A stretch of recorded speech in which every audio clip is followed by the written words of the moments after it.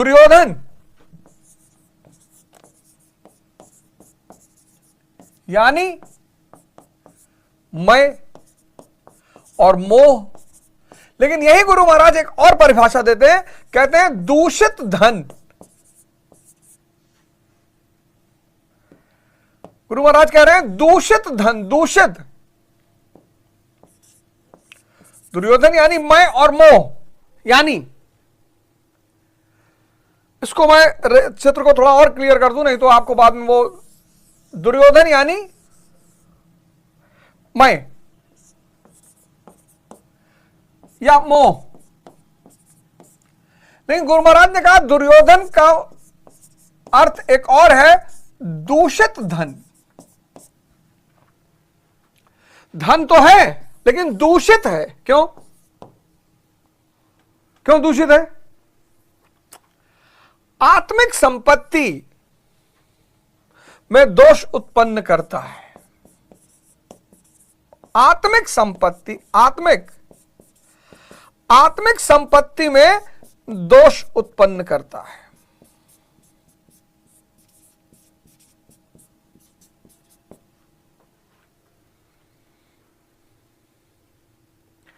भटकाता है आपको, पत्नी से बांध देगा। अब किसी से बंधोगे तो आत्मा से तो छूटोगे ही ना, मकान से बांध देगा।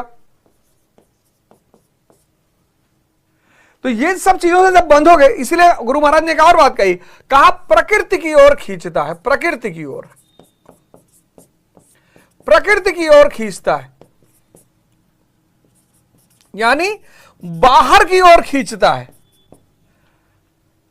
और जो भी चीज आपको बाहर की तरफ खींच रही है, पत्नी, पति, घर, संपत्ति,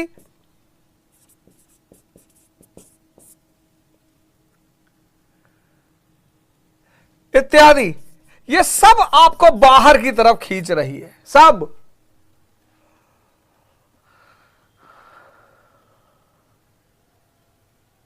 कितना अच्छा लगता है कि हम अपने पिता से जुड़े हुए हैं, मां से जुड़े हुए हैं और इन सबको प्रेम करते हैं। दूषित धन आत्मिक संपत्ति में दोष उत्पन्न करता है, बेहोश कर देता है इसको। क्यों बेहोश करता है? क्योंकि प्रकृति की ओर खींचता है, बाहर की ओर। बाहर ये मर्सिडीज जा रही है, ये टाटा सफारी जा रही है, ये हवाई जहाज जा रहा है, ये खूबसूरत स्त्री जा रही है, ये सोने का गहना पहनी है, बाहर की तरफ। इसीलिए आत्मिक संपत्ति को दूषित करता है, क्योंकि बाहर की तरफ, कहां? प्रकृति की तरफ। लेकिन गुरु महाराज एक बात और करते हैं इसके बारे में, एक बात वो और कहते हैं कि वास्तविक जानकारी के लिए प्रेरणा भी प्रदान करता है।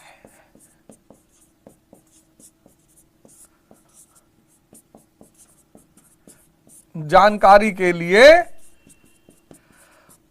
प्रेरणा भी प्रदान करता है।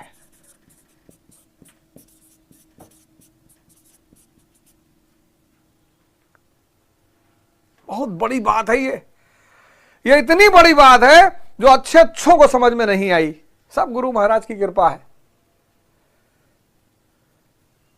सब गुरु महाराज। जा पर कृपा राम कह होई, ता पर कृपा करे सब कोई। गुरु गोविंद दो खड़े काके लागू पाए, और बलिहारी गुरु आपने गोविंद देव बताए।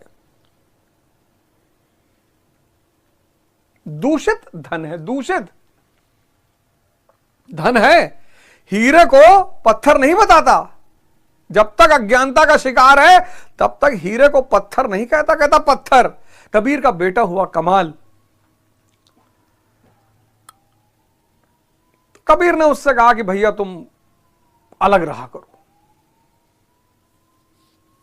कोई कबीर के पास सोना चांदी लेकर आए तो कबीर उससे कहे ले जाओ, मिट्टी काहे लाए हो, कमाल का है परोस। दूसरा था वो कहे जब लाए ही हो तो रख दो। एक तो लाने का बोझ सहे, ऊपर से ले जाने का बोझ सहोगे तो रख लो, तब यहीं रख दो जाओ। कबीर को लगा यार ये तो उल्टा गेम खेल रहा है।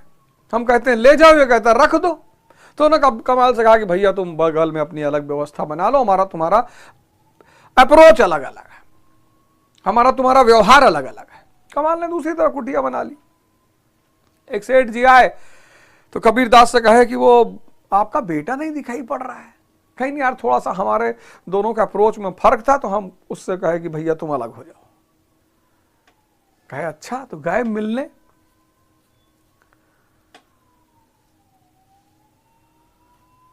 तो कहे महाराज मैं आपके लिए हीरा लेकर आया हूं। कहा बहुत अच्छा, लाए हो तो रख दो। ने कहा कि यार कबीरदास जी सही कह रहे थे, इसका तो रास्ता ही भटक गया, ही तो लगता है धन के चक्कर में पड़ गया। कहे अरे, तो कहे कि महाराज आप रख लो। कहा मेरे के पास जब लाए हो हीरा, कहीं भी रख दो। अरे वहीं झोपड़ी में फंसा दो, ले आके फंसा दिए। तो सेठ जी को लगा कि बताओ, संत होके हीरा रखवा लिया हमसे, और पक्का बेच बाच के खूब मस्ती करेगा ये। तो 15-20 दिन बाद आए सेठ जी कि देखें बेच उच के सामान वामान लाया। तो आए, कहे महाराज हम 20 दिन पहले आपको कुछ दे गए थे। कहे हाँ, वो एक पत्थर दे गए थे तुम। हाँ, तो बोले महाराज कहाँ है? बोले हमको क्या पता कहाँ है। कहे महाराज हमको शंका थी कि आप उसका इस्तेमाल करेंगे। बोले हमारे हाथ में दिए थे। कहे नहीं महाराज, आपके हाथ में तो नहीं दिए थे। तो बोले कहाँ दिए थे? बोले महाराज उधर फंसा दिए थे। तो बोले जहां फंसाए थे वहीं जाके देख लो। तो सेठ जी गए तो देखे तो वो हीरा वहीं पड़ा हुआ था। तो सेठ जी आए तो माफी मांगे। जब तक मैं है, जब तक मोह है, तब तक वो धन है, हर चीज को कीमती दिखाएगा। इसीलिए दुर्योधन यानी दूषित धन एक तो आत्मिक संपत्ति का विनाश कर देगा। क्यों विनाश करेगा? आपको बाहर लेके भागेगा। हम लोग आते तो हैं गुरु महाराज से मिलने, कहते हैं तन मन धन सब अर्पण तुमको। वो महाराज जी कहीं खड़े होकर कहते हैं कि हाँ अवध ओझा, वो सारा मकान अपना मेरे नाम पे कर दो। तो दोबारा नहीं जाएंगे अवध ओझा। आत्मिक संपत्ति को दूषित करता है, मोह करता है। क्यों? क्योंकि प्रकृति की तरफ भागता है। लेकिन इसका एक पॉजिटिव पहलू यह है कि वास्तविक जानकारी के लिए प्रेरणा भी प्रदान करता है।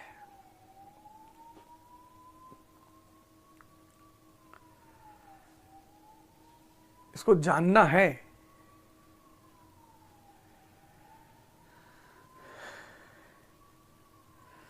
इसको आत्मा के संबंध में जानने की जिज्ञासा है, बस ललक है।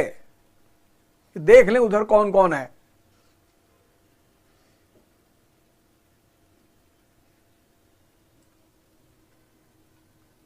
तो द्रोणाचार्य द्वैत आचरण दोनों का गुरु है। दूध पीने के लिए मना नहीं करेगा, फल खाने के लिए मना नहीं करेगा, सब्जी खाने के लिए मना नहीं करेगा, लेकिन शराब पिएगा व्यक्ति तो पी लेगा। कहेगा अरे राजा महाराजा पीते हैं, और जूलियस सीजर भी पीता था, और ये यूरोप में तो सभी लोग पीते हैं, वहां कौन सा जो है मार विनाश हुआ जा रहा है। द्वंद्व, द्वैत।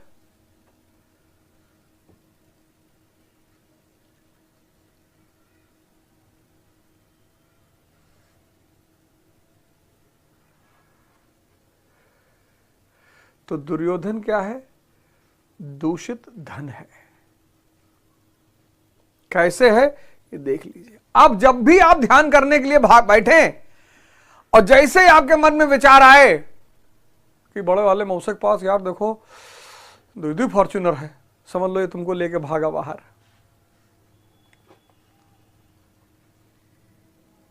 तो जैसे तुम जब बाहर भागोगे तो अंदर वाले से मुलाकात कैसे होगी? दुर्योधन, क्या महिमा है गुरु महाराज की, क्या महिमा है गुरु।